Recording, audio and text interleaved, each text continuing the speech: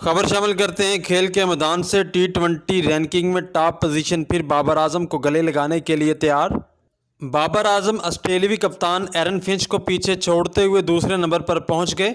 In form Pakistani کپتان بابر اعظم نے one day ranking میں ٹاپ پوزیشن سے بھارتی وراٹ کوہلی کو بے دخل کر دیا تھا۔ اب تازہ ترین T20 رینکنگ میں وہ آسٹریلوی کپتان ایرن فنچ کو دوسرے نمبر سے محروم کرنے میں کامیاب رہے۔ جنوبی افریقہ سے تیسرے T20 میں 122 رنز کی عمدہ اننگز کھیلنے کی بدولت بابر کو 47 ریٹنگ پوائنٹ حاصل ہوئے۔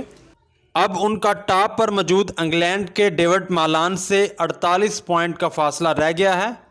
زمبابوے کے خلاف پہلے میچ میں وہ بڑی اننگز نہ کھیل سکے، البتہ T20 سیریز کے بقیہ میچز میں عمدہ کارکردگی سے بابر ایک بار پھر رینکنگ میں ٹاپ پوزیشن حاصل کر سکتے ہیں، جو کہ گزشتہ برس نومبر تک ان کے قبضہ میں تھی۔ تیسرے میچ میں ناقابل شکست 73 رنز بنانے والے محمد رضوان نے 8 درجے ترقی سے کیریئر بیسٹ 15ویں پوزیشن سنبھال لی۔